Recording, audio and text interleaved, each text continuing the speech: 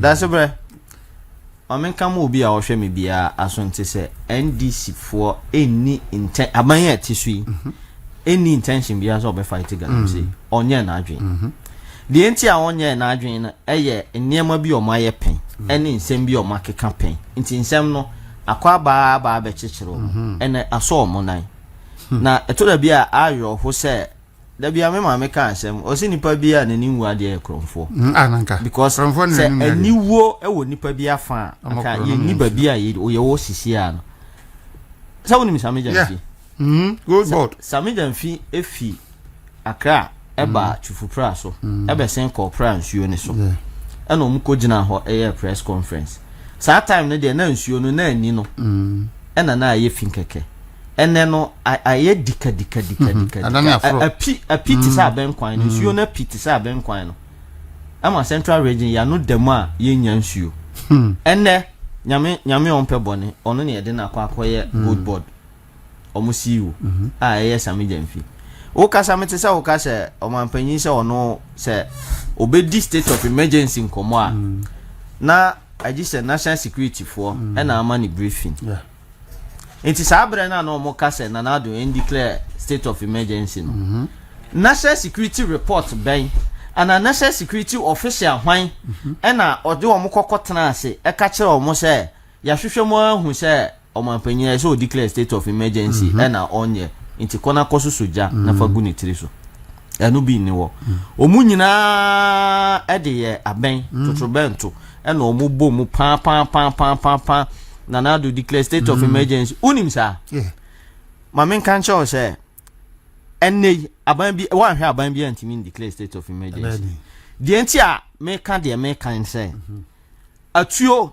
a galamsey fo ne ho a omu de tinwura mu ho no untimi mfa wa no keke enkonkopamo omu mfa mfiri nwura nim ho enya de ebeyeye nti wo kwa agi se ye atuo ni atuo na se ye atuo ni atuo nso ade tie bia Mogya begu se Mogya sugu a ebehwe egu aban na oteso ni tiri so se ehwe egu aban na oteso ni tiri so nso a ebema aban na ye unpopular ubelusu with elections enu ti na omo soso se eja na omo soso no edi egu MPP so se declare state of emergency o declare state of emergency edu ba bi no na se ye declare state of emergency a Ghana better than Dubai. As your mind be transforming overnight because you declare state of emergency. Galamsey nkomo kwa na yedi. Anyanya bia ene yenhwe. Say galamsey no state no etisen. Ye ka kire ye okrom ha ma yete say me ebi kwa na me nka galamsey assembly mabre. Ye ka kire okrom ha say ye di soldier for pamo galamsey for no. Eye ade a atwam sabe nyansan nim. Eno ami hu video bi ana soja panyini bi e ka so mo ye ready na omo ne galamsey fo no e be siani e be chi ayam wo nwura mu ko under this government saban we and aban we yo ade na ado bre omo ka se nyansan nim enne omo anka ne kokuam omo san de aba abonten e de ba be ka kire ye maka no wa ha se enne no omo nya no kokuam o omuye ni pete ye kan di gu MPP aban so say MPP aban fi say Nyankopon bo ni wi ase Ghana be Ghana MPP aban na ma license ayem fanye mining e chen aban bia abra na omu nim pefe sa abra ne say aban ne de tabo eto mining bia so nti afi no obi ani concession biem nti ye wie ye no ene ye say okay mo amope no mo sanya re application mo apply e ba ne say den ne besi de tie bia ubenya nipa dodo na omo beba da se bre asem no ma men kan si so say ye won kofo a na omo fi so omo concession a ye gifri omo nsem ye sam omo opportunity so omo mra no omo ntimi anko apply biem na me bisa question we MPP ene ma license dodo ma yede ye mining aban we buy was say on my license adena galam say e license ma ena yede ye galam say adena by this time galam say ekoso a ekoso aka ni samre yedi galam say nkomo because me buy say the man license yesi nipa akodi ewu a wonkra nipa yesi wokoya de a enye galam say o the license yede na masati asembi a ema yoho anytime a ube kasa wo yes certain interventions no na small scale miners omo association na omo asori ma tese small scale miners association say state of emergency a ye be declare no ebe ha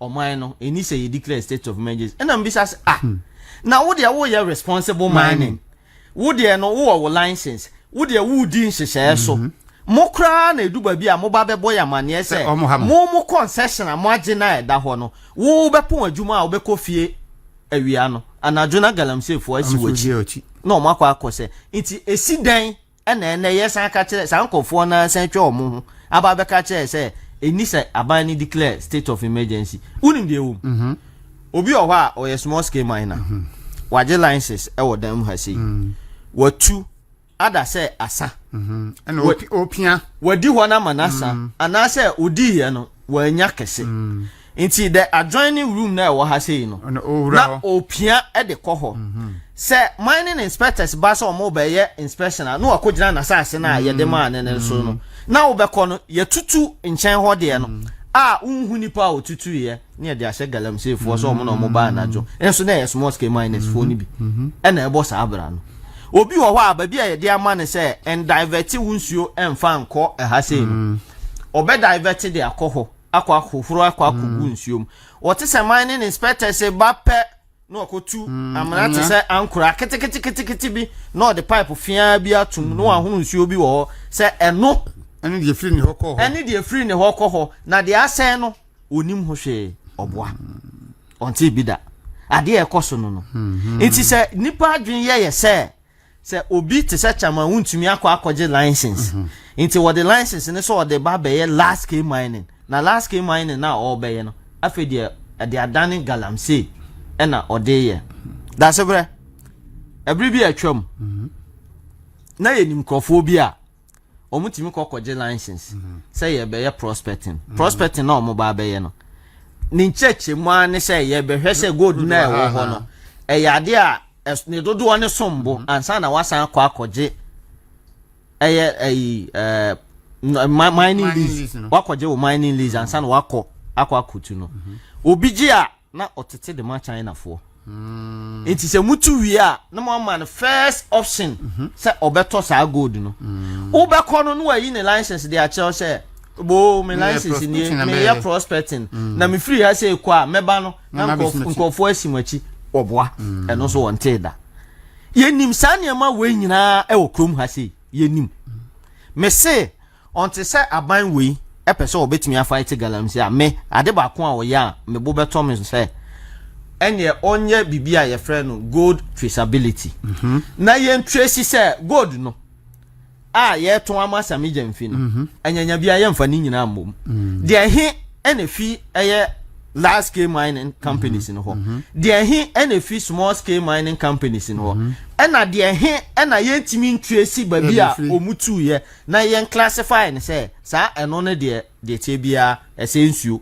ese asase eno no na ye de galamsey ene ye de ye na sa prof when match say da no mra bi ebra president oshia press no say yes we can be say say gold na ye nyan no dodo na ye galamsey de enti eno na ma yiska enti say asase no be say mponi be nyiska de ebu o man no a on de office enye de hadwen sane kasa ye kasa wo ha ye kasa no kwa enti na me no na me kasa sa kana obeba o man no sisa CSO for gugu ho eno aduane mo mudi ye di o man sika ma o mo koye no emfaso be na be nya free so emfaso a yo man be nya free so no e NDC ne be nya emfaso na nya man e NDC na afrefre o mo na de o makotena ho nti tena na ye de o makotena ho nse ye mama hu se asa aban ne won hyehyɛ pa bi a ɛwɔ pipeline ni mu a ɛbɛba nti enye se bi a yate ada ye nya hwe nti da sebre me ka mo ate se wan hwa nsa na aban afiwe nkwa wie ye no o mesan hia CEO so ni biem omo de ba be ye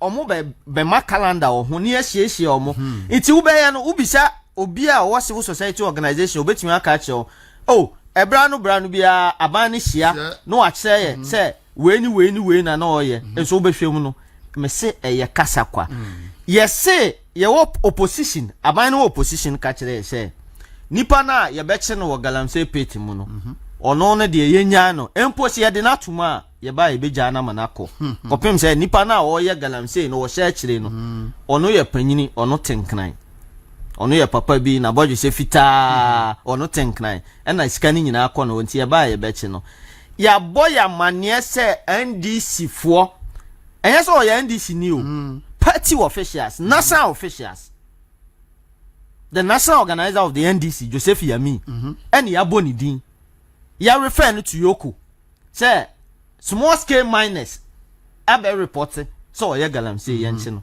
ebesi nne yenche Joseph Yami ono abontenene say aban ni ntimi nche no enu ahia omuhia no ye bisa ya Attorney General Ekache say he is yet to receive a docket from Yoko. Emre say nie. Me yente da. Mati pebu motra krom ha. Esu soja edigu chama wuntumi so yenche chama wuntumi o yenche chama wuntumi o. Ebedu Joseph Yami ni abanga de no. Yente me de mente say afro omo. Say afro omo na yente ye de a me de mini. Na senke ya afro omo so ne ye de ahye kokoamu a eno na kire nyaatwum suban. Eno na kire hwehwe anim eno na kire eye selective justice na ye ka ho asem no enti galamsey sensem no wanhu ama akofibu a ekwa ode na ado fa so maka na ofie ha ene mesen si so me se nyankopon sisi ase nyankopon pese ogu anim ase anema mienu na oyede ma odi kan ma omre na wa ma wakwanya ana wa ma otumi ye ma omre ne ye de tumi asa aka ho se wunya tumi na on say na ono na ye lance minister okosun ye no efiti wa ye checha ma huntumi no me sure say sa abre no empo sanko mu ko hu bibi wa asase ne so a anka sa abre no de omu ko hu ye no enti ba bi achama huntumi asase ne wo ani nsu e wo Ghana ha all the way to the north ase no enyanya bia ni nyina ye chama huntumi concession ana meanwhile the backyard of the sitting president ukọ bowling pattern ye freba bi $power ye freba bi $power Galamsey headquarters. Tama no ofre chebi ya Galamsey headquarters na eye indeed $power. Ye kokun soja ni ewo ho. Inti da sebre Galamsey sensam ne de me say meka si sopo. Say eniema ekoso na ba say enne kwakubu ahida so ne nam ho. Kwakubu ahine Dr. Tony Obin ekose nkofo achi eka che omo say eda mo bete say ya bobo aba na NDC awini no obi anko no nko ye na adwuma be na omo ye na omo se asase adwuma be na omo ye na omo se nsuo omo se nkofo emfuo unimo adwuma ni bi omo timi san di se wafuo na se Galamsey yaba na so oto na se so won ton ma na onka ohwe obekọ ukwa na wato de wo nchen na wato no na wa hohoro ne na yi na wo ye no ni process no no ama nsuo na ba be fa wasase ne so any 3 days obeba na ahaban na esase na eye brown na ese enyo obi na be ka che o se toma iti omo sai mfuo esan ka ho nti nyensase enko na omo sai no omo sai mfuo eka ho nti aban a so wonye go traceability na so ka se wo ye cocoa traceability a mi ametiwe meka che o se oboa no kure bia anim nti da se bra me de manu be si wo ha ne yaka ama wiase nyina te se aban we ya ete so entimi solve Galamsey na entimi solve ni chana.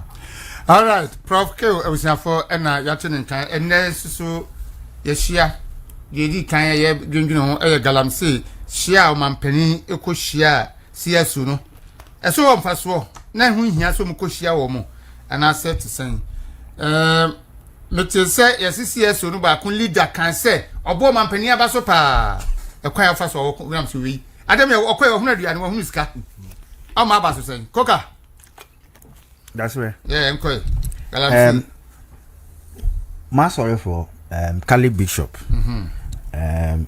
Obi abe hu at beginning of the year na me wo mo so pa say me person mo declare mo position. E normal ye.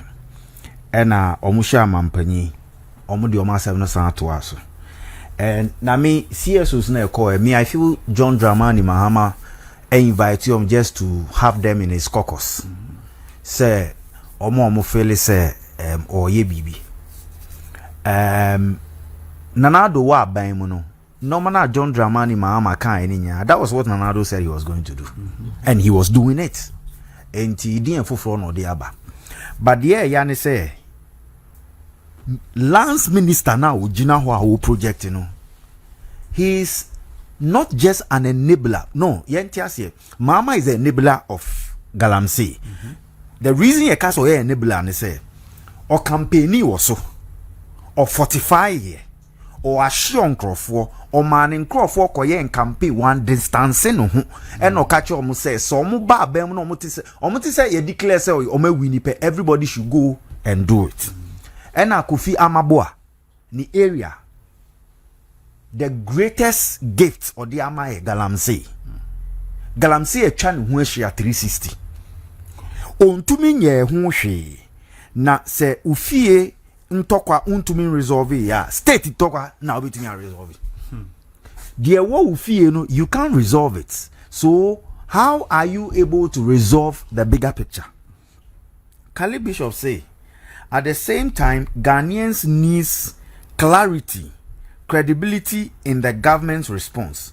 What's required is not more studies or lamentation. On say obi anim say eba government we are the lamenters, but decisive and transparent action. Therefore, in the name of God, on behalf of the people of Ghana, we argue Your Excellency to provide the following: a clear benchmark that will trigger that will trigger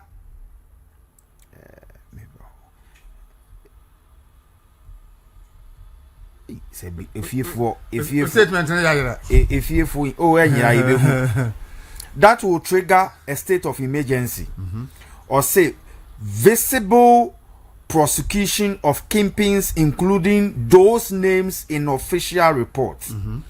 The establishment of promised fast track courts,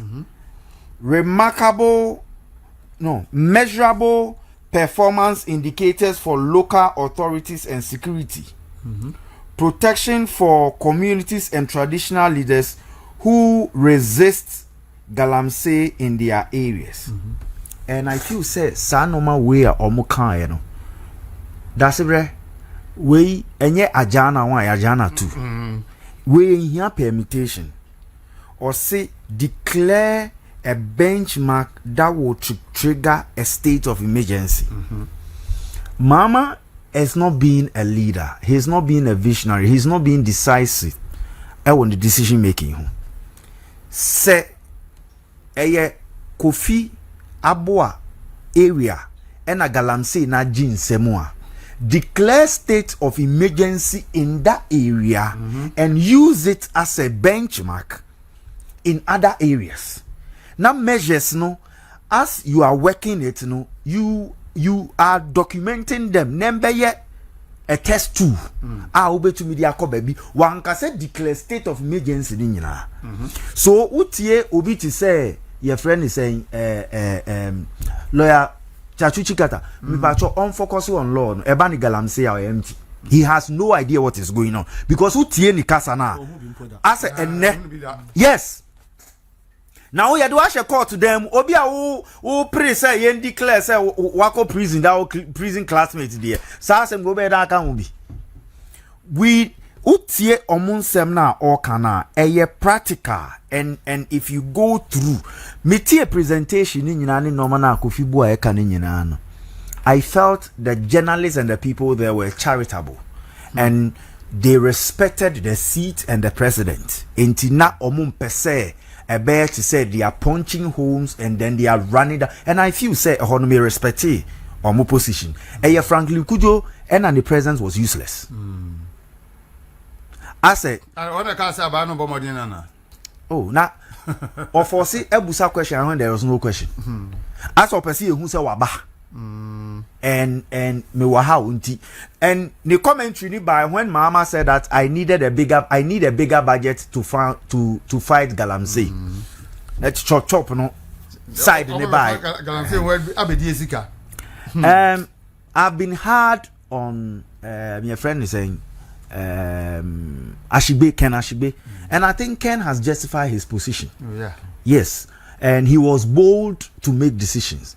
Erasmus or yes, or yeah, Jumaba, or no say Wabaya Lamenta, or says our position and the honor Juma was and for a did banish him. Why not this adwuma nso nsa? O say ase na adwuma no oye ne say nkrofo abe je ne credit ne sa no ma onya attention say no pen. But I feel the leaders who were there need to go and get their researchers go on the field. Me makase galamsey yes city ne ekono. It is the rural areas. The effect on galamsey are fivefolds. The health, our economy, the degrading of the land, your friend is saying our foodstuffs and destruction of our communities. And now me call Domiko Abinya. And on say omo bridge so before we do transition na nsu ato.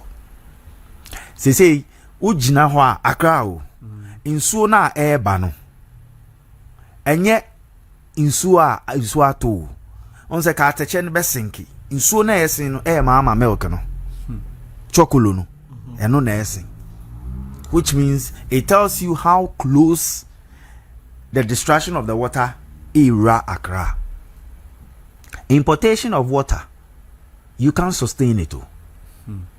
Because why say countries decide say because of destruction and our World Health Organization can say yem banding from getting access to water from other neighboring countries and our outside world. Send ye beya, we will take measures in fixing our water bodies. How will you go? To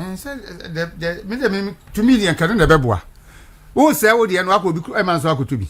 No, say they are better when you be out of. One of the things I think say the president has not done is confer CSOs no on my air presentation ke on my Ghana Medical Association any presentation on the states of Ghana galamsey destruction affected areas. No, on the human being.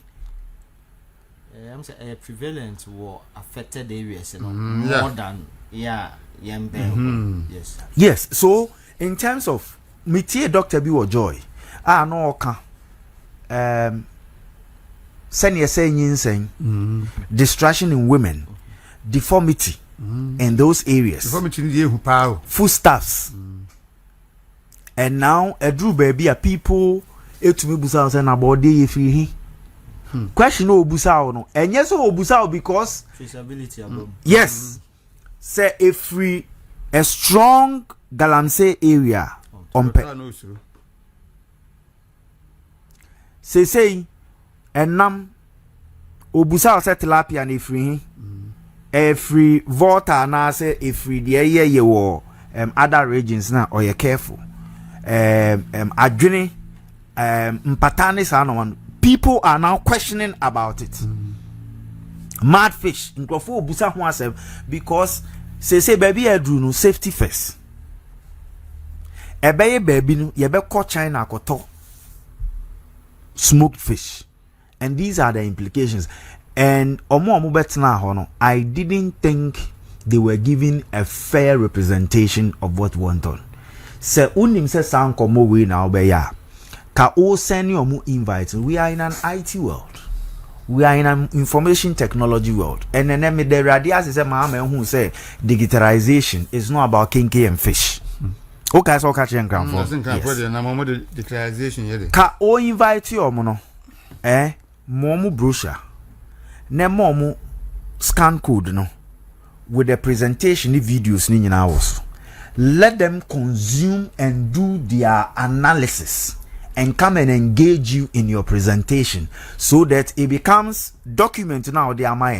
We have studied, we have analyzed it, and we also have feedback based on your experience from where we are coming from. In Tikeno, a better dialogue. What did you do? You brought them there to through. And American, they omudi buoma president in the face that Adie we send another a catch reda. Adie we. And Ghana, the biggest mistake we do is we always allow Nkrofona kingpins in the business to do presentation.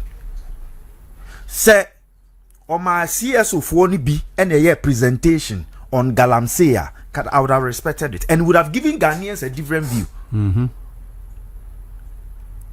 Obia Minister Amayati as say Akunta mine and Ama galamsey I was no. I also TV so. What lances? So I was still man and no madam for people question say I don't want to be human. Say the operations is suspended, but still he's controlling Galamsey nationwide. Then he is powerful. And look at what the Attorney General said. Enra. So when Juma e gua, don't use people as scapegoats. We live in a democratic world. We invite you beer na watch on availability. One kasa on available. Say Monday was your bet Tuesday. Was it happy? Why my barbecue? Or so my day. Omana ne charges. Omon kai charges in Chino. Invite him to court. 7 in the court say. One say sa negotiations na e ka no. Into be ma saying sa the plea bargain 64 chana. I think say whatever happened yesterday, Mama, maybe that is his understanding, but Ubia wawa bemu 8 years. Offer Mills time, efane time. Ebe drew baby e say. Nyankopon ma 8 years to correct and rewrite a model a oba bemu a obeye no. I don't think Mahama is somebody who ne omaye enchire obi a watena bemu da. And obi a we experiencing 8 years in opposition to be able to rewrite the corrections of Onoane and Nanado to say that the path I've taken is based on experience and in normal mesia. That's the remedy. That's okay. What do I know? You know, unim one idea or model trick here. My catcher say, or more per evidence. Ghana for show evidence. Don't just come and talk. Show evidence. Say, Galamsey no. Sayings you a coso. You show evidence in New Year and you show working New Year. I feel was say we jadi akano at the ama a national security for. Nanka we hear evidence. Kwacho fosu kache say yemfa evidence mra ansana o man panyini ebe ate awa ate. MPP for kofa evidence ne dem akwacho fosu no. Afi de o de cautious state institution. Enti sisi Ghana ni bia obehu se nsuo say bia no. Fa ehho sobo ene tabo nyina. Fa bo national security for. Omo na omuntu aban na futupa. Enti na ema ne nye de so yem because evidence omu hia bia no MPP adawro ma ene ya che wiase nyina both international communities any local communities ni nyina ma obia hu se ampa se aban we baaye no nsuo no se chen se de omo ba beto ye no enso omo de ho asem akọ national security force omo na omuntu omo fo enti ene ye betima aka se nyanya bia national security for ene eye omo na omo ye enabler said the coca can wa ha say no because so na o man panyini e twen wo se ka che na mo kan che no because evidence ne de miracle sabo age mo ko nsuo ne so no omo de evidence na ba ama yahu international security for omo ate na anya sa omo an yeso ye ne omo obika that's the remedy.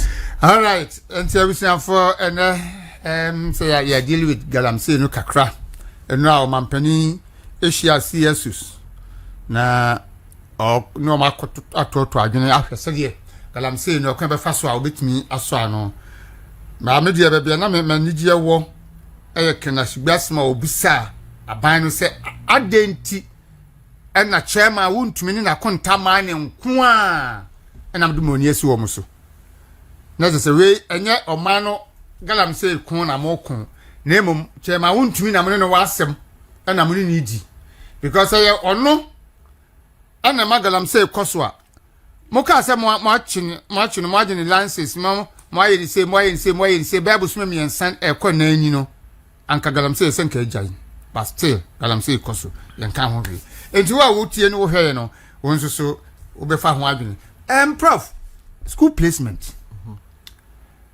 yo hey say free bra man panin kufo edi sade we buy computer self placement whatever afi bia ya na how kakra unu die but afi die ya aginsemu yeso ko natural la enya asem ketwa ni pa egu ho sa ma me bi si wa da bia oba ho sa be na wotwe ne ba twu school 7 e wi achi ne no call school of deaf ne ba no so nye deaf school of death no ne ba nya ebi nya Togo schools wo Togo Ghana for ya kon say that's a bro employing forces o dua kokonsan bura fifiri na ase fifiri wan kasa wan ase ena wo hu ba bia ya ba bi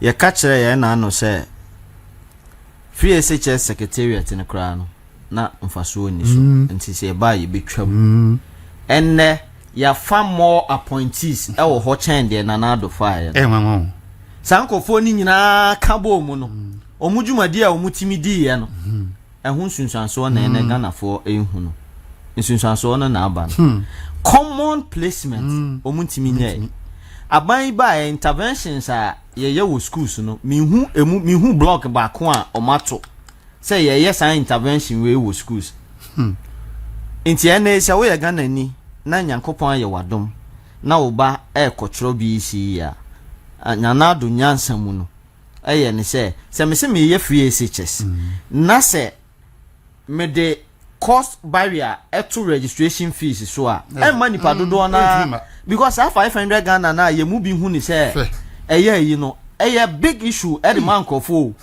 obi ntimi ntro nti sa na tie de metuama o na watimi atro akọ no wa ba enjoy free SHS ni bi aban ba we ye free ho oyi free ho no enne hwede aba besi afi wo mo mbetua timi atua wie ene yesi ye place wo mo common placement so akoy manso se ye ma wo so a minim se eye bo apayo se de be ya wo betimi asi process ne koso ya bobo akuakuo oba no wo de usika aba no age wo de nti ena wo bo school bi adin a nkofo timi kire wo se sa school we de ne bo ni ena wo bo school bi a nkofo timi kire wo se sa school we ni buoni e wo region we ya ni buoni e day school ni buoni e boarding school ni buoni e grade A school ni buoni e B school ni buoni e C school ni buoni amamuo a ye se ye ba bebu e de a kire no na we e na be kire Ghana for se eduba bi a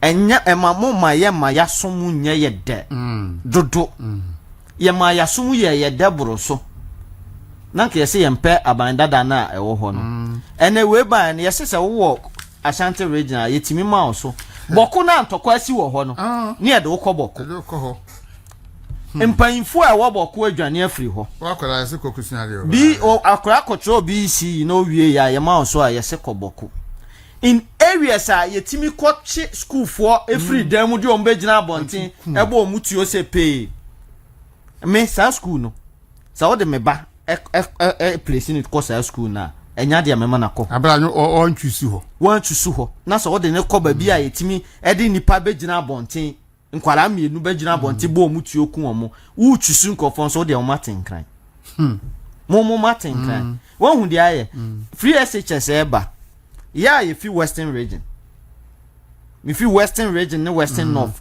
true and true me papa fi western region me ma me fi western north okay ya ye de ye oye eye free SHS Mahama yarga ni krom ye duan katie e de kokot onu na ye tu oye woni krom no e de kokot se omo ma ye mfa oye sika emfa nye free SHS ene hwe babia ya bedu se nkwala na wie school placement ne de abani enye problem aba no omo ka kire ye se wo place akora ewie na se o man prospectus na okojom ho na okoboka toto sa anema na emane nya free SHS ntimi meti asisi ano ade a me twen ne se aban beti authority bi a ya bie shops a niema gum nti uje prospectus na Mahama care no eho na hia o eho kra na ka eso ye Mahama care no anka uje prospectus na ka wo de ko agency ni di na mediama omo no Mahama care and education na ka wo de ko okọ ya chobos ni yi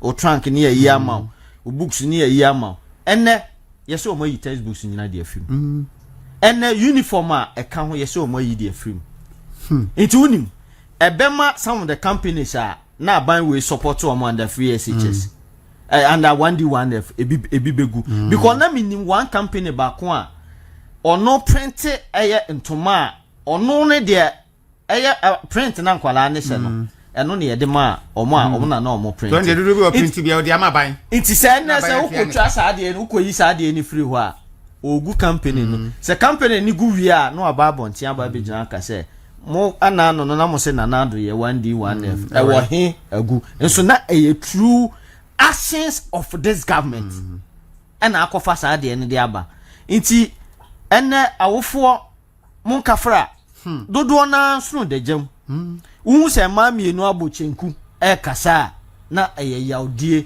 obi okra first no obi a pebode ene obi ho percent ne ba ne kra ntana ne nchen on ntana ne nchen na on komra na omra fie na omra medidi ene ayedin yenhu se boapa yo question na me bisa se nkofo ahyeda ne yaye ne sa se de be ya wo beba ne yanya wo ayo bukata o minim enso se ehun nimdie na enu ho a maxa so me sam so omunwi omo ntia ase yese de ode ne kraman ene yi ne tekema so aboa MPP fo a yakofa asade ne de bae no mpanfo te ye mu bi wo ha ofro omo so omo mra na omo boa o metimi de aboa because see am minim da kwala na ko school obia abana ba be ka kire se obia pese yensesa ne school enso ene yenya regional minister e ka kire se oba anya school a opa fa teacher man se a regional minister no kra se oba anya school a opa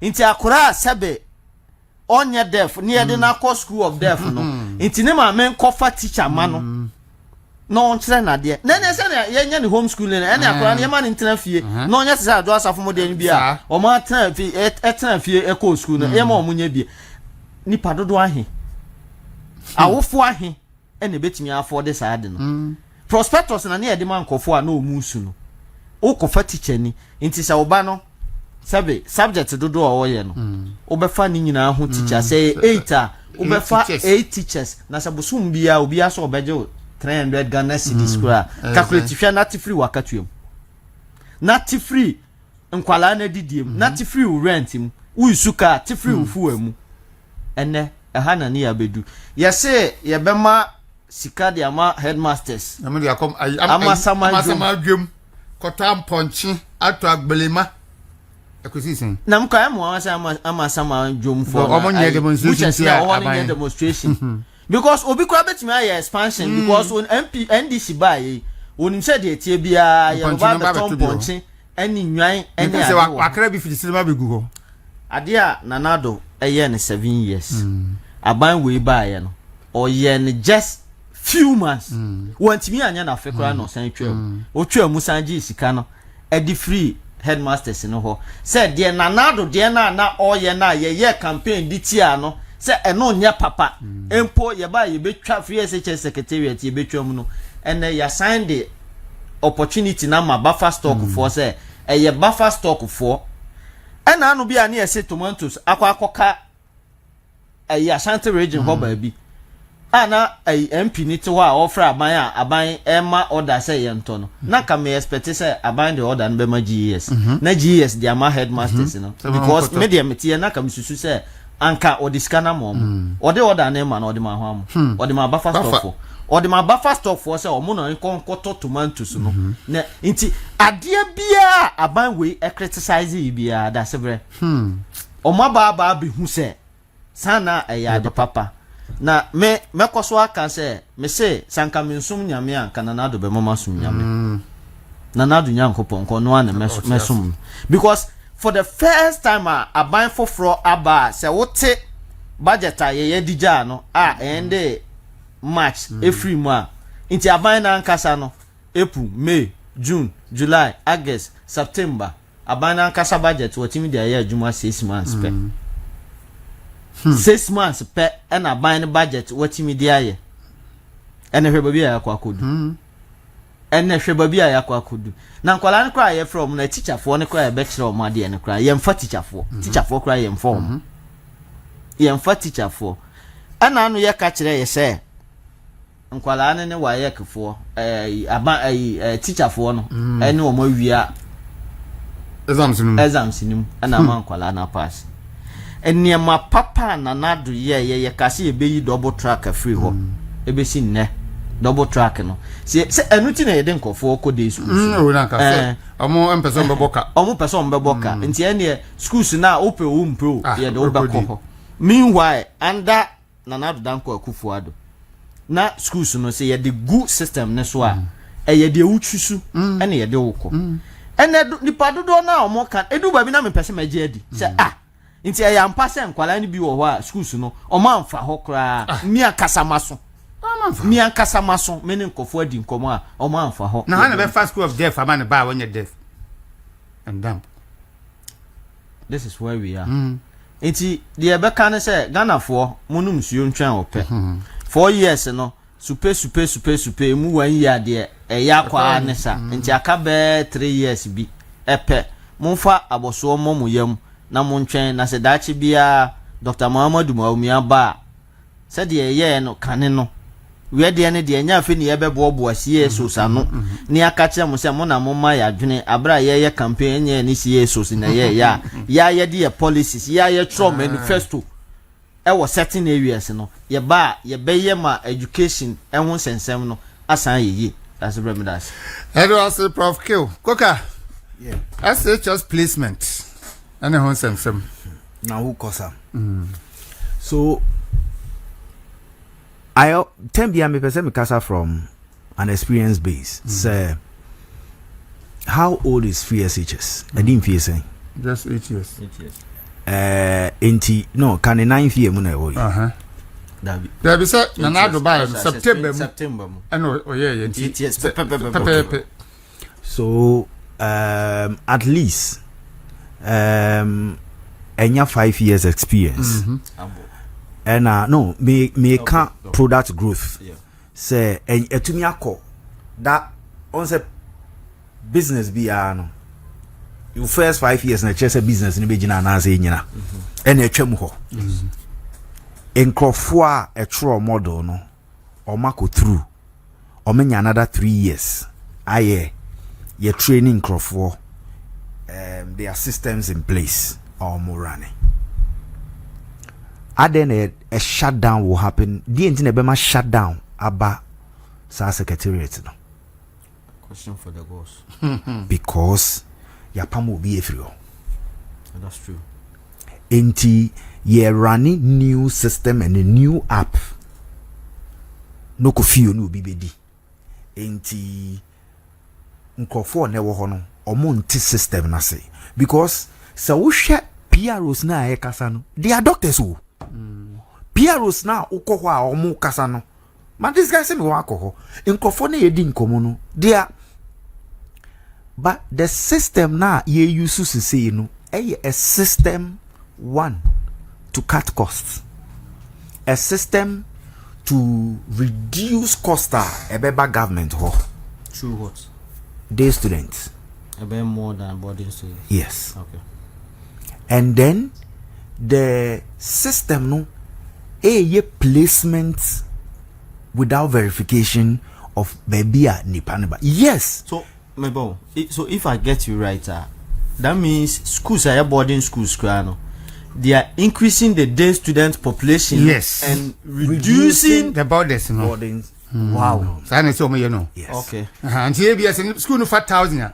over 5,000 all right but in the day for baby 700 na borders are 300 so the cost I of be a feeding, Canadian come borders 600 the cost of feeding and other things will not be at the Ghana for munti o again nanado time when you aggregate 36 crowd space the system is not picking those grades there is a cutoff but the cutoff ni enkai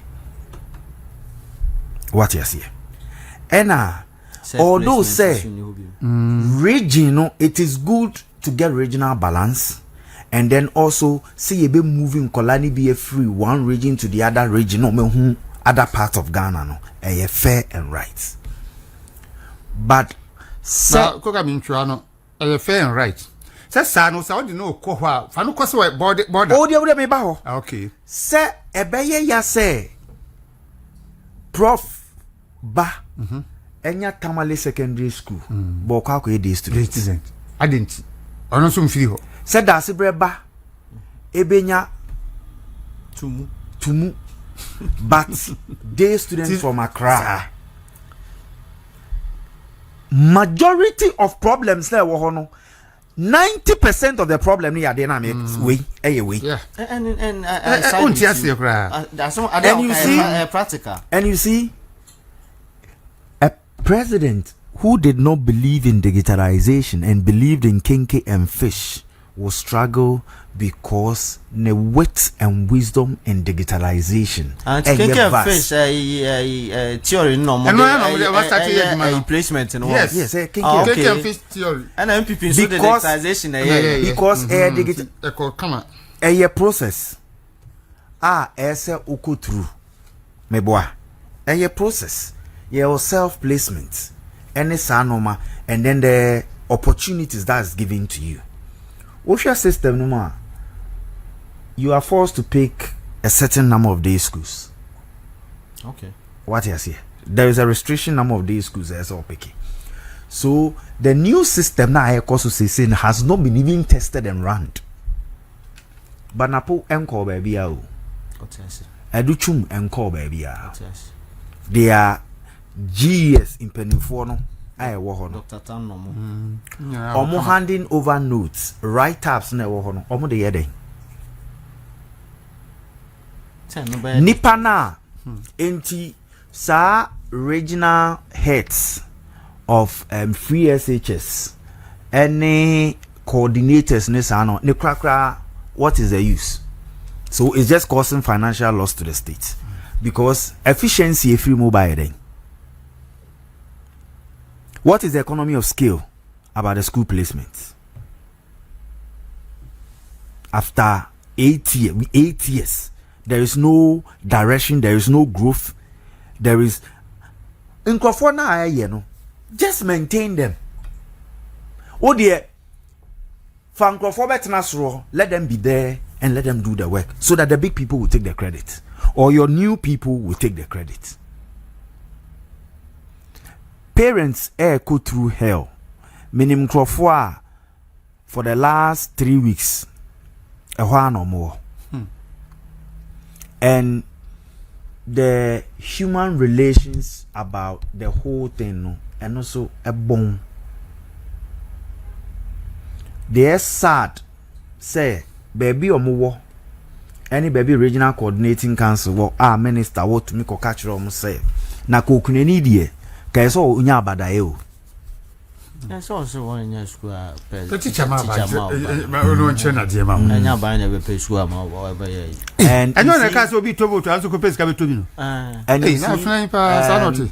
We ye hollow now ye empty ah. Okasa bia ye nyansa ma wo. When you are empty and hollow. Bibi obeka bia fo so wo kanyansa semo. What is the cost of getting a private teacher? A private teacher. It is a message Mahama told you that there are people who can afford to pay. Sankro for no ni omo kasa no. So what you say? Mahama statement na ni appointee no aka kire no. See e ka kire mo. Say nyu bia ene fata free SHS. Into enya kotua ma wa nko school. What is the cost? Enti funny say a teacher and it take home ni BBI roughly about 4,000. Send no de kwa kutia ne rent. Send no de transportation. Send no de akipu fee. No akutia extra classes. I'm a teacher.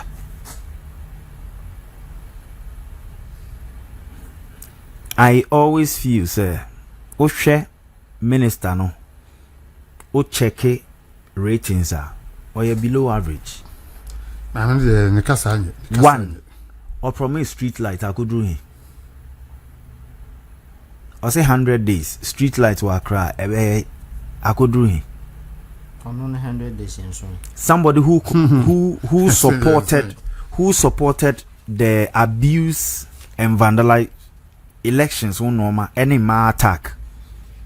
Somebody who justify why vote buying should be continued.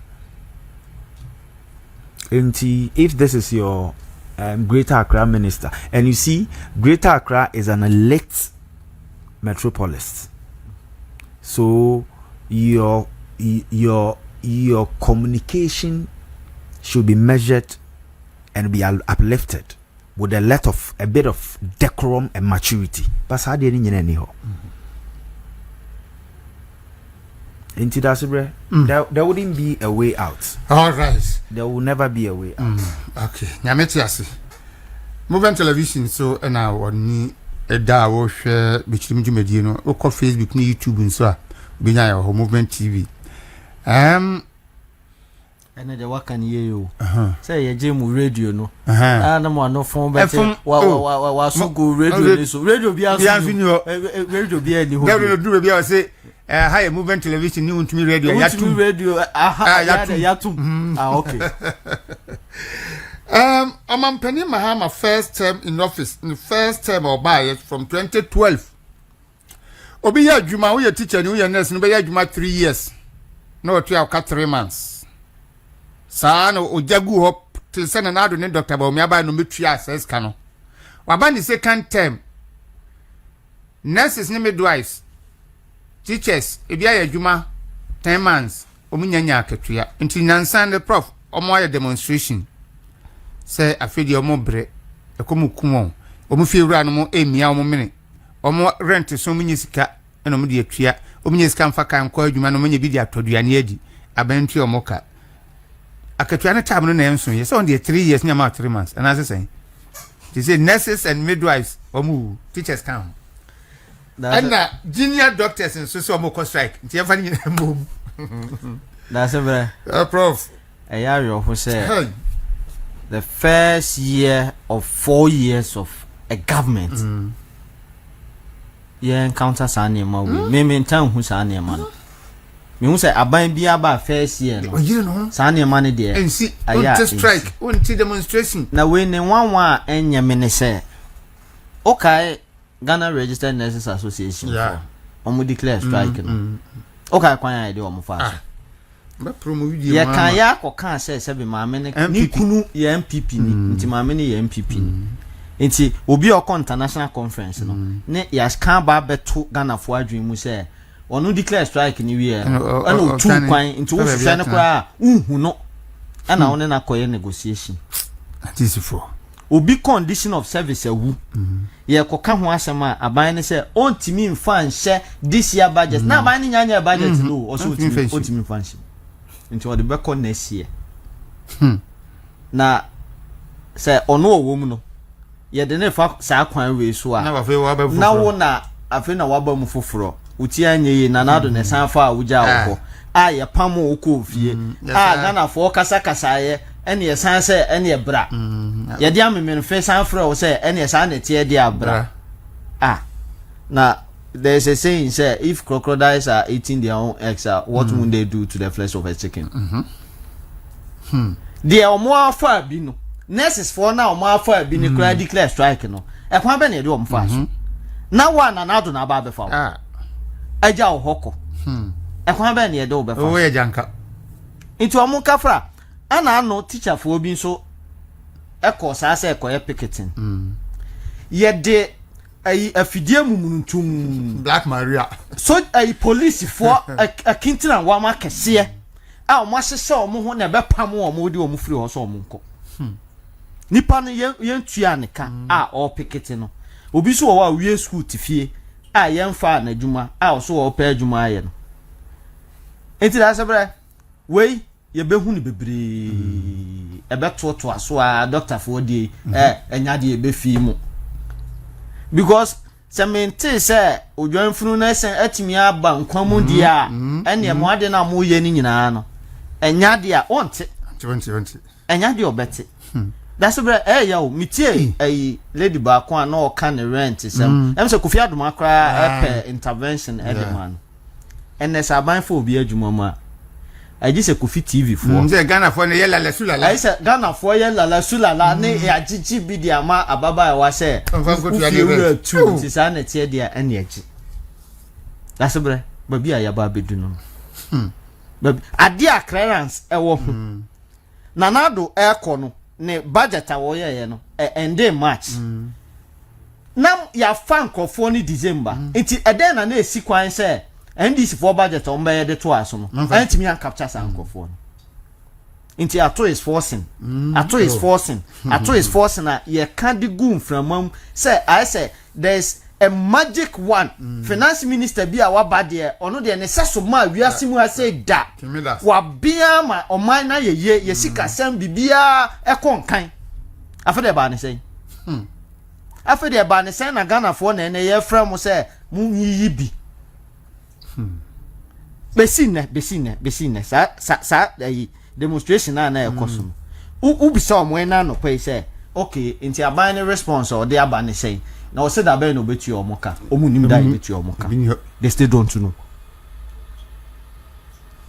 Yes say oh agenda 111 say aban na ntimi anya na okokra ye ba ye beto aso ne afa na esese na gum tini mo ko school munyi na mo ntuma ye be fa mo no akoya adwuma ana ye nua no mo nketoa amfa humobro amfa tema yaje enso ye ntu elawande yaje abano ye ntu sandi ni na nado sai eja clearance se ye nsan famfam nti ena bisa ho se afi na okọ complete agenda 111 na space abeda ho na waba befa nurses ede agum abra Ghana for na ye lalasula lala ene Ghana for ubia obeje o salary bia no ese o certain percentage at the tour because where the abanie enche obehu abi ni doctors for the junior doctors for their eno so eba no eno so no ese mo san yibi na mo san de ma ibima aban na ene ye ba be no ha sei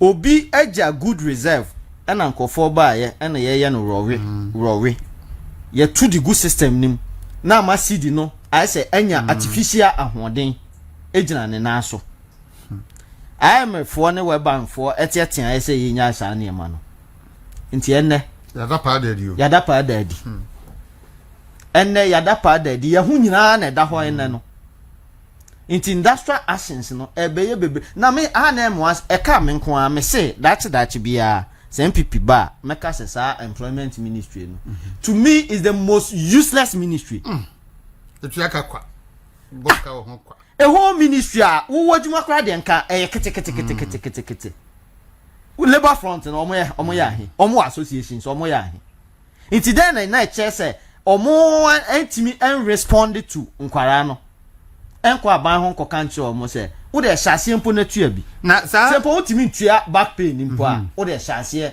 na tua we nkakra skaba wo tua back pain na nya ayi Rashid Pepo na ho ono a no na ka sa wa wi school na nya adwuma nya akotwitwa sere ne kwasesa boba di nya nwanwa na minim se sansam ni nyina ndi sifo hu nti na omo se dade nkofo bi ekọ certain places ne dia minim enso se eno so no sa adwen na ye yete akira na ye sere a ye hu ni se nya asem papa no aban ni gitum enti na ode san nkofo ne ko ba bi ode omo ko ndi nko sa na ko ye de ho What is say education ministry? Say a befa 93,000. Almost key clearance for 93. Any a mama aboso. Mama aboso. Moso a mube this uncle for we any some more call demonstration, more call picketing. No, Massa, so free baby a old bar. Bulletproof. And it's a bulletproof because and chank of obedient so share. Oh, Krum has say. And a musho. Ya kasa to da bia na ma ya kasa yawa to da bia na ma ya kasa yawa so wa for obi adwuma clearance se kra o mu nimpo se ya san from aba enya mo wanwa se o mu rafi o mo se kofo na na do fa o mo no ya ba be pam o mo no ya san from aba enya mo wanwa sa ban enya mo wanwa sa ban ni rafi because nurses association nyina akura omu rafi omu kache omu se ye ntimi afọmọ anhye budget na wa ye pam o ma o ko fie ye san de o ba ye ene ye san de wo ba be hye budget nti ene ba bia ye wono no obi amo aboso na ye nyina ye ntwen se dachi bia no owo mefa ye asane meto ye na ye ntwen aban papa na we ni de ye behu because sisi a wo hwe tertiary schools na they are churning out more graduates na kakra na ye fa omo na enu mponi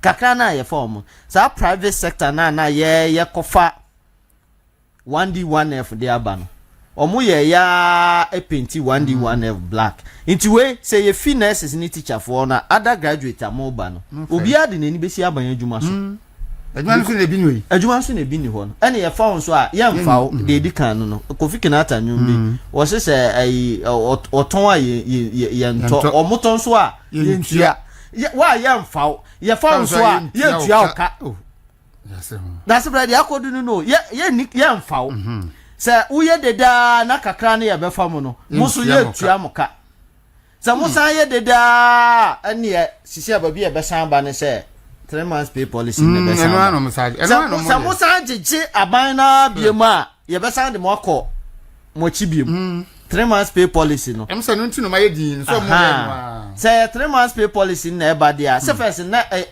afi no mate 33 na so se omba first no mo ye 33 na ye 3 years 3 months ana sisi a almost say almost 24 hours no eno so ye 133 iti o say ato chat na san to ha say iti nurse for ni teacher for no yesra mo time ni so ye aka 2 years and some months 3 months because say maybe a ne ye nim no ne yesan akode a ene mo time ni nya so mo aboso ni mo aboso na mo a mo betu akotena mo ame mo ho no muntu nkotena mo ame mo ho na that's bre ye ka no obi beka say ebia we are making fun of it serious it's serious especially transportation wadan for the obetuma akoda ne nchen na transportation a ode beba adwuma obede na waba adwuma yasin bibia wa ma adwuma nso a eno so na yesan ba be pamo de wa firi ho nti a se bibia na ekoso wo manim bia no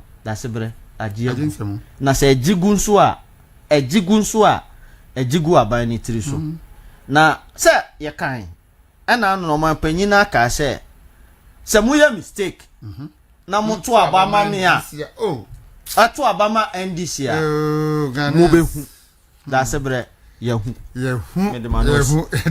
koka yes nurses and midwives on paid nurses and midwives on demonstration in home sense na afi junior doctors and so strike senior say me yankrofo bi mezaya e wo social media any other camps me yankrofo bi mezaya adwuma ni nyina mawie no adwuma ni nyina waya mawie no say me DMs ma hu say nkrofo bi e pesa o mo yete se me bold people mawie o nti sa na mo mezaya aba nurses ni teachers no mo mezaya aba John Dramani Mahama umezaya aba ena ode akando ama omu say nje Gilbert nti media ministry amaka chi omu ekwan ne wa senior school any mene na ko UCC me ko na ofana here ona na ye speaker of parliament UCC ye parliament ona na ye speaker so baby edunu de this is ready bem because akwan dey afi na start say oko demonstration here dey sene nyame bo obedi watem na ye dey black you say mo pe Black Maria no ni ye dey beba mse mo nkoto wo ho a because oda achi betumi aye ho a media dey na worker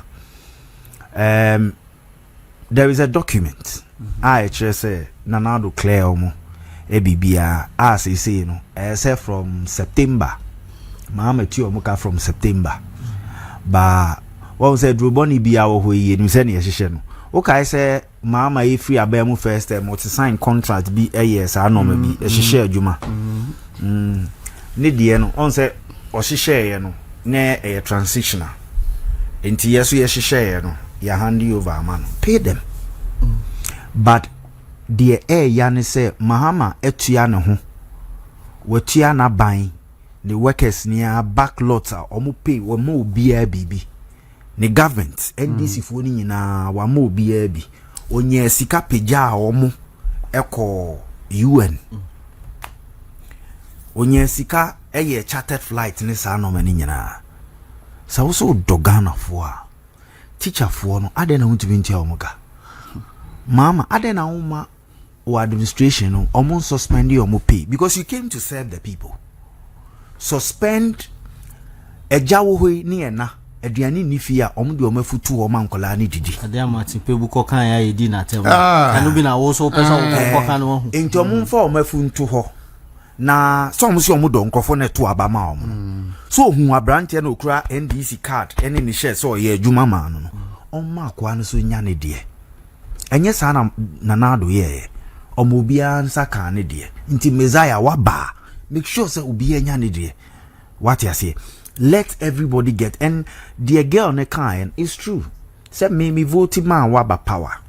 10 months they when you pay, but say I'm your slave, and now you are denying me. Girl, no so do dinner temper and this for dinner temper. And oh yeah, ejumama NDC ya. This is how they show appreciation. But you see, oh share nkrofu edi na tem na bebre ntumi nkambro no kind. And yes, no move dinner tem as a person.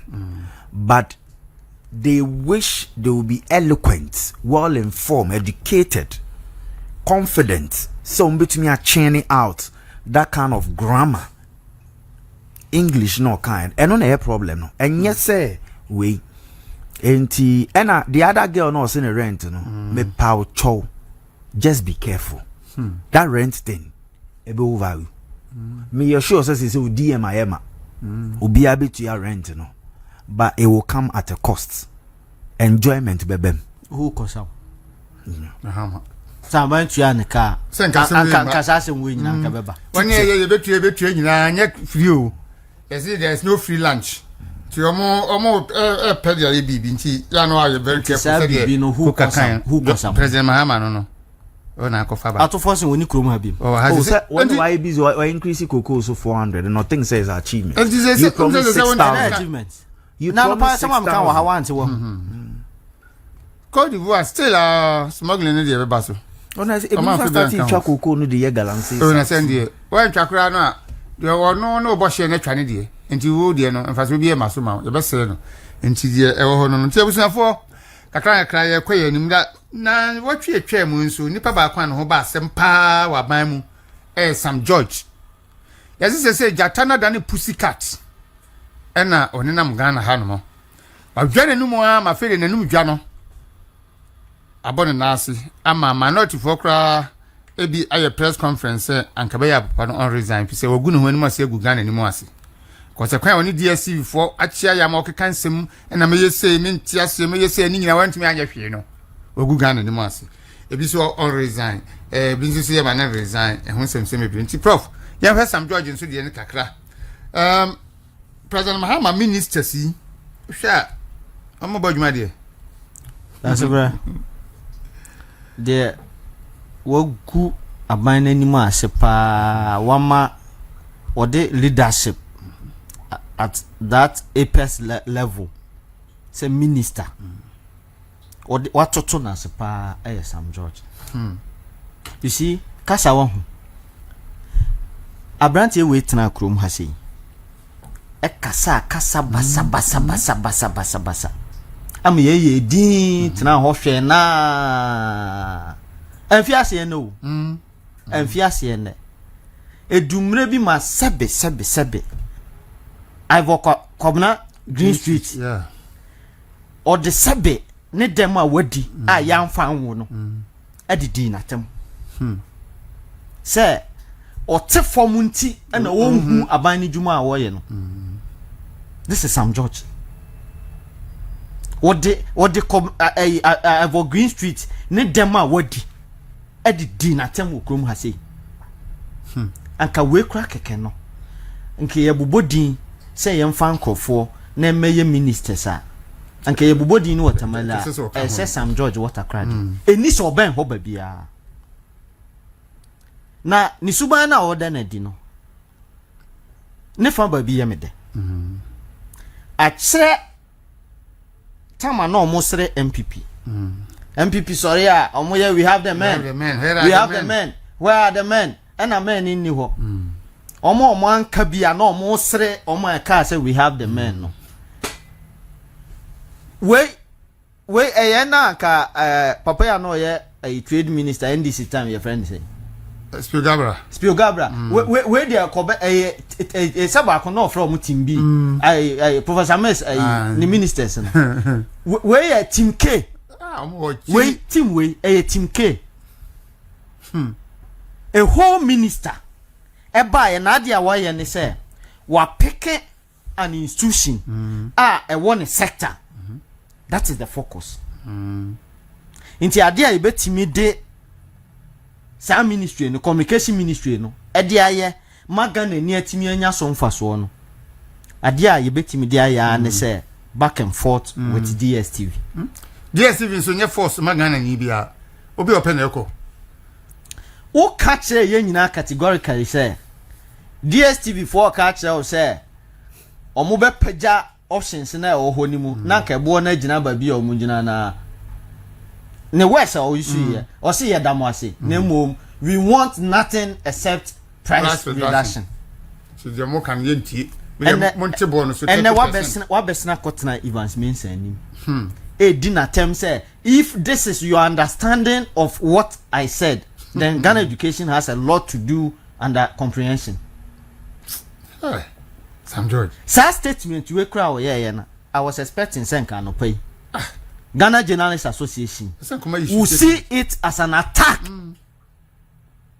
on the media fraternity. This is clear attack.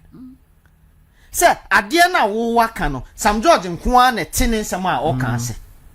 Ntwa no me ka se Kumasi. Let's invite no. Ko kan ya ka invite ni e ma ne Ekufado time. National Service Secretariat Director, Ashanti Regional Director. According to the nurse at Temo Menshia Hospital. Oman di motu no. Yes. Kufado Temo di motu no. Jinu fro se o me she obi aso on kan ha. Onu ka mantini di mbi obesi ni. We wa keka we nyina mo hwe no. Hwe niema Sam George meanwhile one say ne fa ba bia ni wo mu nso ene sa digitization agenda ni nyina en fa na ye fa free ye anka she wo ministry ya ira koku etimi ababe admit how important Dr. Bawumia's Ghana card is. Ye kasa Ghana card en so what to kwan na say wo ba wo betimi ya yusu e de abaga na ha say abra wo yusu passport Senkofonia Dr. Mahama ankam so musi na bo edane ni Peter Bible Steven esi na bo ene hwebabi ababedu DSTV 4 ye mamo so date se date ni so na se mo anye se ya ye ne mo de ene hwe ni nguase oka na me se DSTV 4 omu PRO no. The guy is a solid guy. DSTV4 actually say omu ye okaye hu omu ye professional. Dagadu niama dagadu. Oh no ye adwuma multimedia o. The guy is a professional. Oh ye adwuma multimedia because for you to have a subordinate, make can say a subordinate within an organization stand up to a certain minister like this, you know, it takes somebody like him. It takes somebody like him. Intiana woka no aba be respond na agu anim ase e no de to ho e na the appointing authority kamia ye say am say President Mahama mamuo no ni coach on ne ye adwuma chief of staff no Sam George nkoa ma me wogidie say chief of staff na adwuma na tosini yes me say Sam George nkoa ma me honorable Julius Debra wajuma no atosini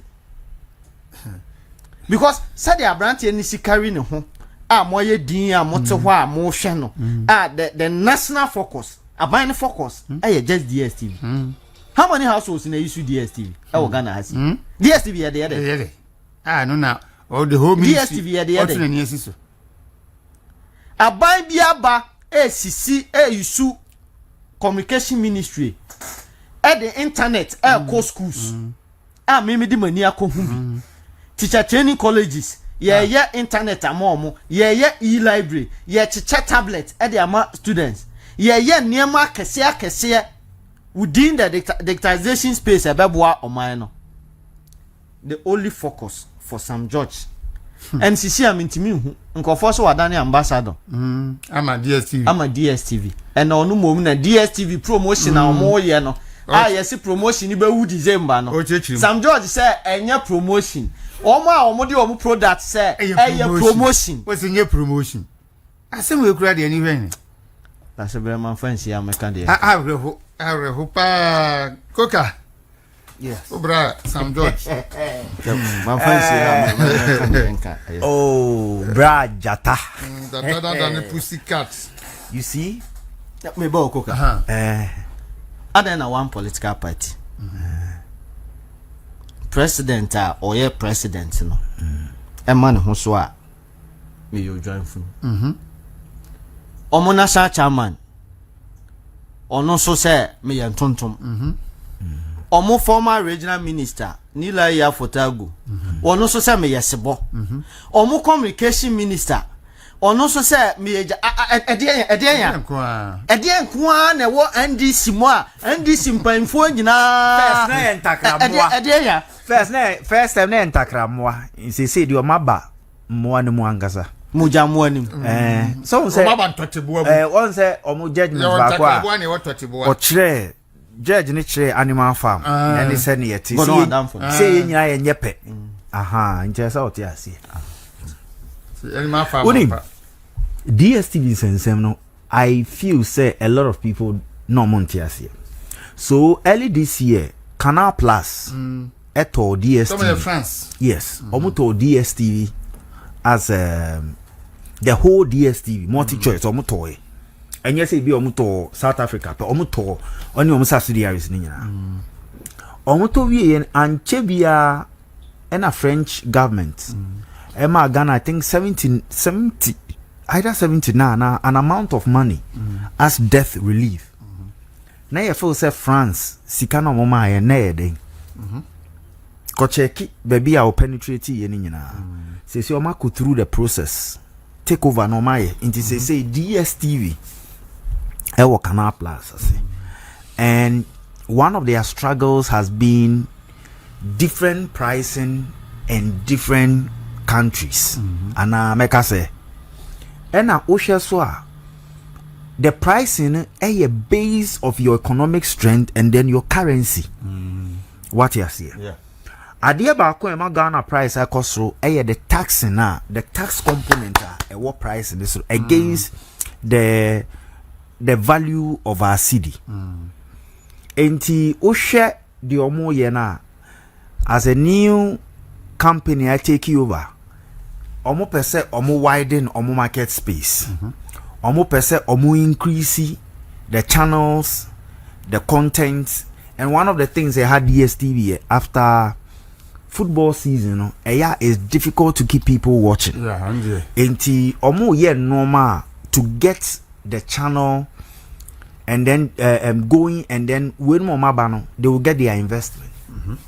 Enti now ni omo meeting. Now bo hu safo hu so na chairman ni sa anoma what he didn't know say the country sales and marketing manager no ohia so obewu once ya ko meeting management decide trickle down no ne call job no ye ne mandate in sign the job description any direction in sign into how do you come and then make noise but what why am I say wabua am a product na ton say the new country manager in terms of brands and communication we project brand at no cost but at why no cost and ya Ghana for no at no cost to DSTV but DSTV at a cost to Ghana and they send the idea buying no ye debia at no cost obia ono boss apie okokasa outna sijano amo ka che so ya ansa na matna I mean it tells the person who is you confused what you see ehurubra governance is not about strength, it's about leadership. It is about managing policies and engaging the people so that there will be a synchronized synergy between a buying and a microphone or yejuman. Bausha sano man onimiye. On tiasie.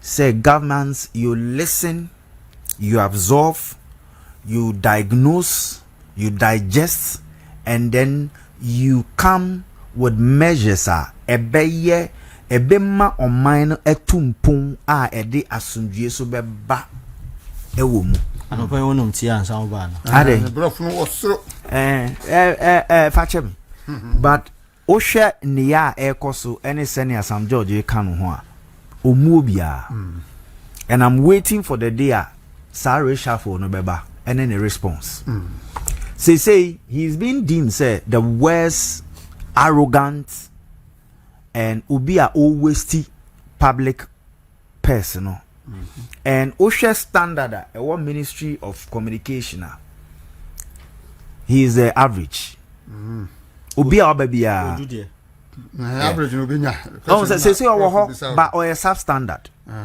and acquire the three psalms na ewa aban no yaka se ombema Mahama pum aban no growth for the bebre no impeccable ebeye bibi obi entumi ntiase enti yenya no se untumi nye data ho bibi oti ho say or say the next step say okoyi other shows antina no ne sa those things are free air because more content ne more ne sa no traditional media na social media account. Traditional media, that's the path I walk.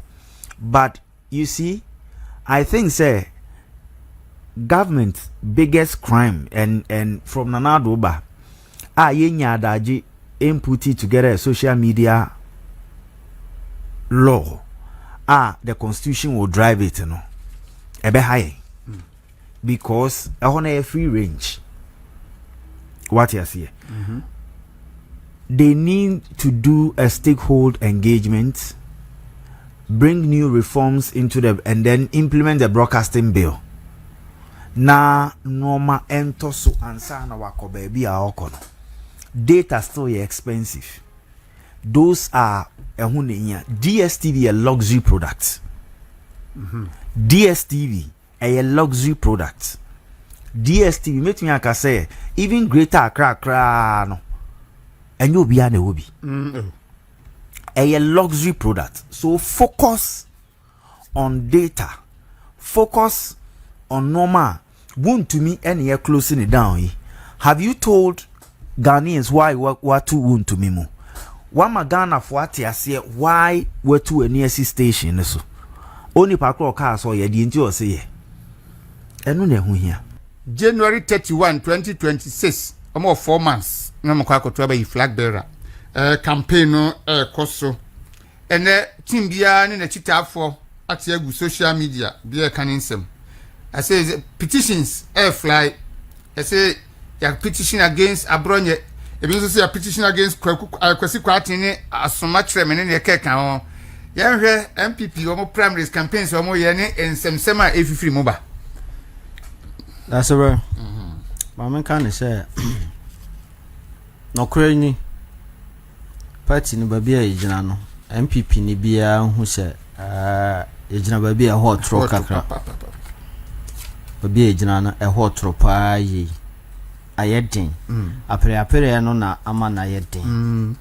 enti enyame nwanwa say na ye wo petitions and counter petitions ni nyina ekoso and to the extent say one he bedu ba bi no nipa na ono no be receive petition ne kra na ono so kra benya petition atu ni tiri so say on so kra na there is a petition against you enti ye nyina ye hu say eye MPP nti na ye nyina ye wo ku nim say etesa na tie dia ene ye nhwe the interest of the party say yan hwe ne sa na say ekode ekona obi abe justify ne dia but justification no the old tran tro be justify the all kind of crab be justify into be say Ghana ni a no te ho a otie no why confused say you say abronya aye say you say osu bempa aye say you say asoma si aye say na akodane eniema bebre na eduba bia na eya ayoho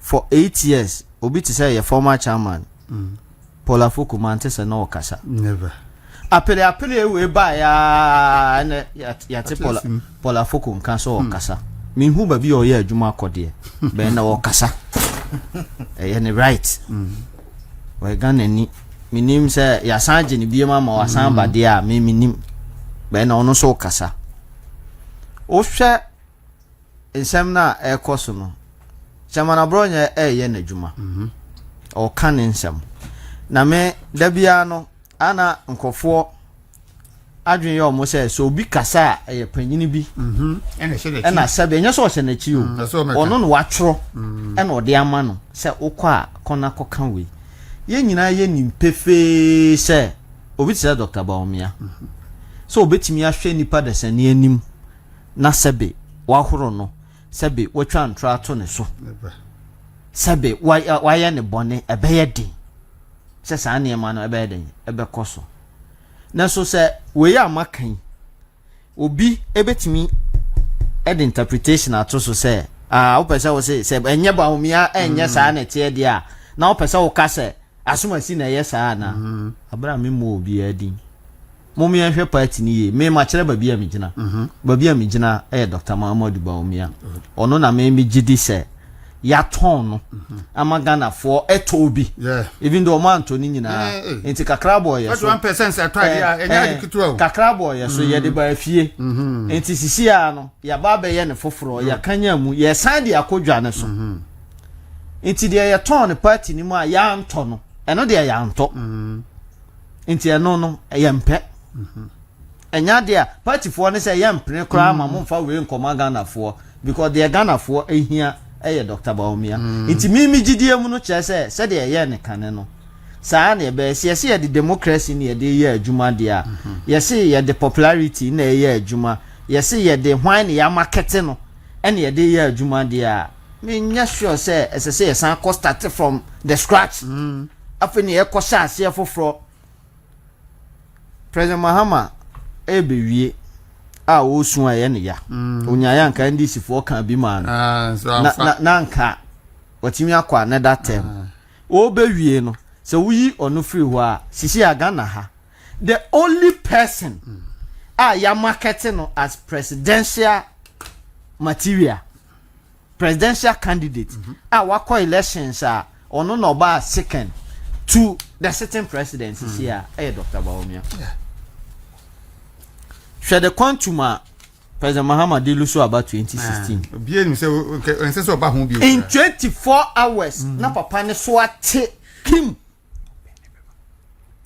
ne so ate na obia adwen nya ne se President Mahama betimi asan babiem enso NDC fo eden kakra ehu se papa yi ono na ya ton ampa dididima enne ono na ye president but enne no obi adwen ye ne se Dr. Baumia koye no wankwa ankwini President Kufoko echo first one wanwini President Mahama ya so olusu abape olusu be 3 times President Tatames olusu oko 3 times wanwini iti eden na ye nkofo adwen se Dr. Baumia nkwa de okoye no nkese so onwini that's very anu ye ni se eno so na che vote of confidence nkofo Dr. Baumia mu se nkese so onwini aba that's true yes because nkofo amabubo omu nyina din no omukọ first one na omu nwini because President Mahama apart from say okowie mu 2012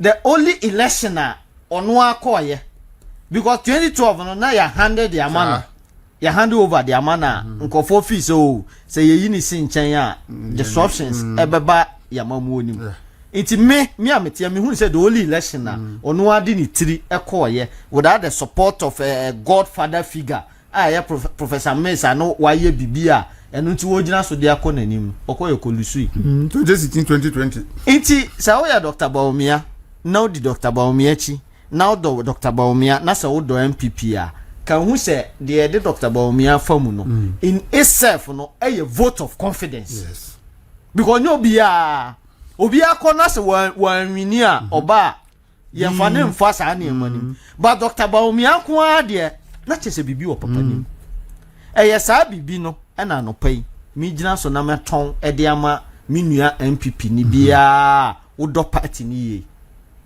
ene hwe adwene bia NDC ebadwene bia no na ate e de aba besi Dr. Bawumia na dia waye pen ebi na no pay bobo so digitization process no wate e de aba besi so nti yese sa papa we no yemfa ne nto nchen a nkofo adwen ne se ene wo mo kasa ene wo mo susu ye ne se economy ho sensem no ankoye na na mbisa me ho se yefa education sector hwe adan a abani sisi wo secondary schools ye discan ne sisi ye se ye discan ne sisi ye dia efri economy mu se efri economy mu dia yamfa ho credit ama Dr. Bawumia na emomu no cedi dollar relationship eno ye yemfa sobo eno no yemfa sobo hwe teachers dodo a ye fa wo mu that's about 1717 motorbikes and ye toma all circuit supervisors are omo education sector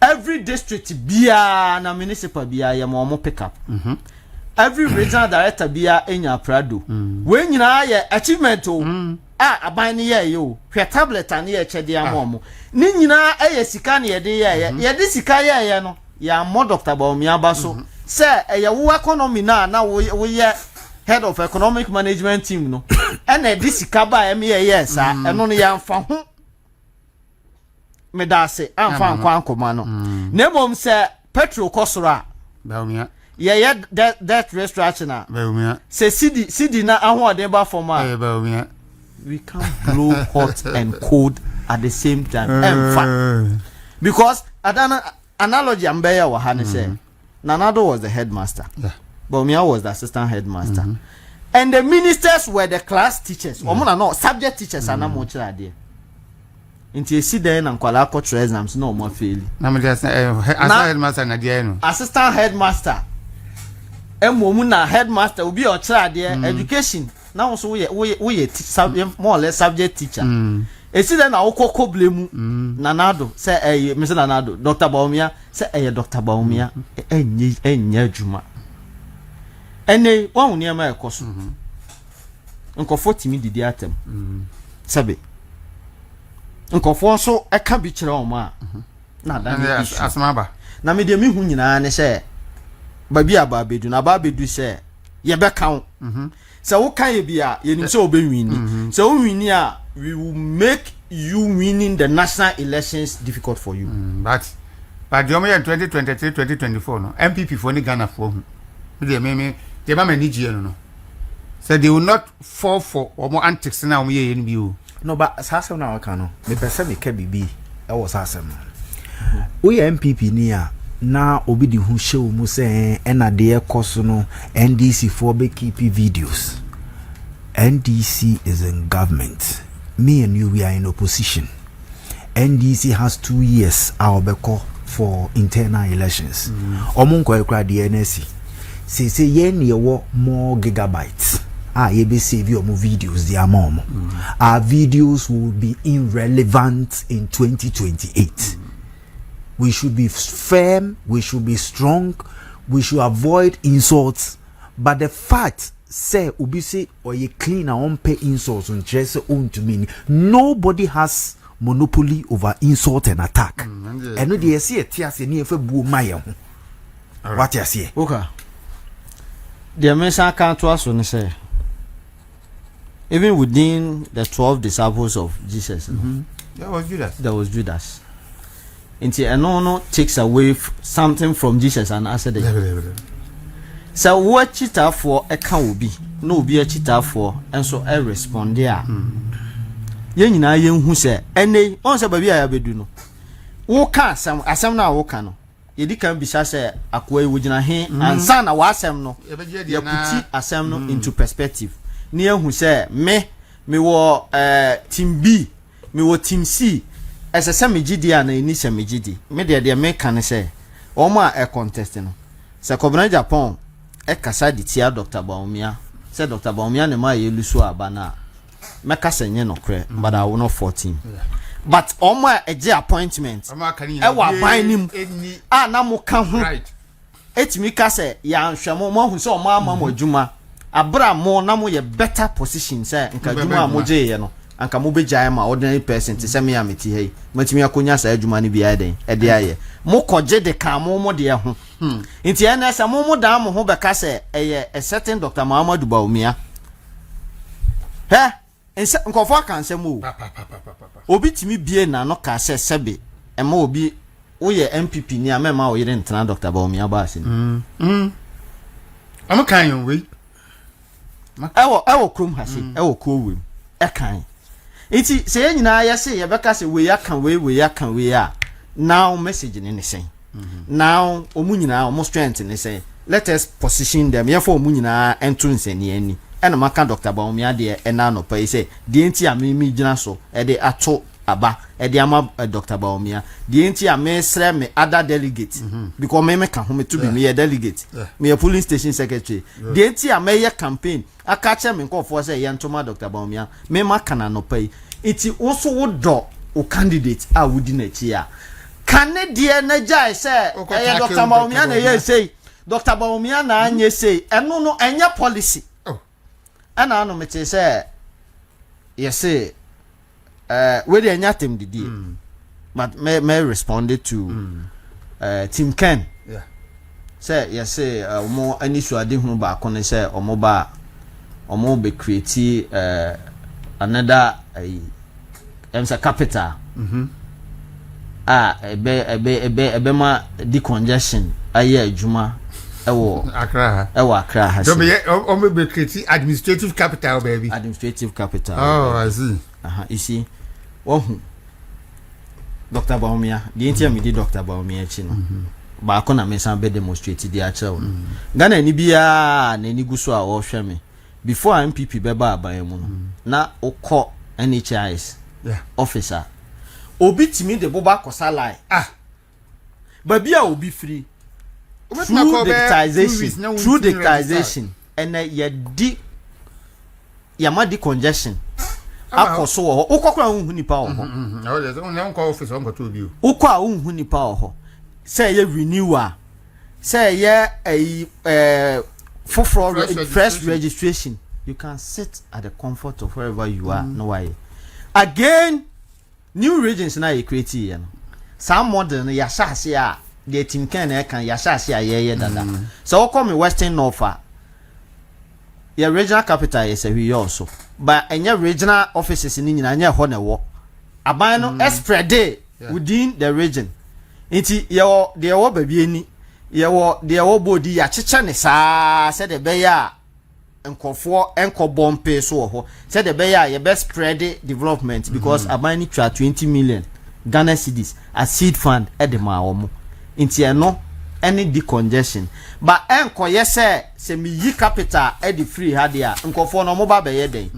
so okọ district assembly na anase Ghana ni bia wo ye oni PPA public procurement authority e wo bibia ye no so oba western region so oba central region na your office no watakra de nti we se wo di aso na what district assemblies na sebe mo contract ketwa bi aji se oba sen ko PPA office takrade e watakra and through digitization they sit in their office and they do it nti enya se ye hia relocation of physical city per se na mom say ye use Dr. Baumia ne digitization no e de ye niam amaboboso ya de tie bia no enya de nipa no be fan car so bank line ye nkoye nti se okovanda point de na obekọ na okuta cane ejina kaneshi ho ye park here enya no na ye de ye decongestion ye de digitization na ma prove wa ha no eno ene ye de decongestion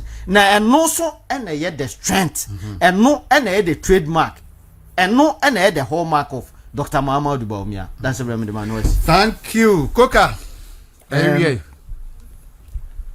me candidate say oba obe create a system ebe recognize welfare na side di jano ebijai na the system no be created when Dr. Mahmoud Baumia utunu say be digitalization ebe digital system and yes say because of person will recognize you, but say you will be a will contribute to the work of the party. In yes your party member be a near your work will be recognized. It has to be your contribution to the growth of the party. And party adwuma wo ye bi obi anya problem saa no mani nyina data will capture into hia moa na oko system now the tumo it will show who you are and why I see a year wo there and sana ya me there. That welfare system will be there so that the dija will not be there. And also enkoye say because me a party member nti me di tumo ani eboa me again osi oba every constituency obema 10 appointments. Now, any no your top no, and yeah, MC, DC is anoman. Again, your message back on. You see who send your budget I draw Ghana etie and what. And you see the budgets will be done from the constituency. Now called region, now called national. So that yeah, Provia it starts from the constituency. Development, you know, any normal constituency no be any. Me candidates because his experience as a vice president in the structure of education school nanado ne president no a vice president na ministers no appointees ministers no wo ho MPs wo ho appointees wo ho. That is a hierarchy. The boss man space approving with over 50 different initiatives and achievements and as a leader baby you don't need to see Dr. Mahmoud Bawumia, but we experience it. He is a winnable candidate because he's gone to the battle before, and a battle now American it started in 1992 96. Rawlings won against Kufuor. Rawlings leaving, he handed over to Kufuor. Kufuor free hono ebeye Kufuor ni Mills. Kufuor handing over my Mills yebi eno de Mahama eni Nanado. Mahama free hono or handing over ma Nanado ebeye against Mahama again. Nanado kono o handi over Mahama any Bawumiako enti Mahama ni Bawumiako no ko be amawan what be Bawumia said in sure yeah and this is nipa way a winnable candidate ne juma ne yes and your party ekasa ni sa no ma or you well prepared for the position because okwa amaman no kasa ni sa no ma ni ndie send your nipa release. Me candidates Obuma Wamama Ru Oni Obebi Atem. Me candidates physically challenge or respect you and your part of onye abusive on them. Leader or ye leader oti ubia se onu ubia din komo onu ubia ye bibia bi or your kamafu or my youth ne opportunity because or see digitalization without the youth.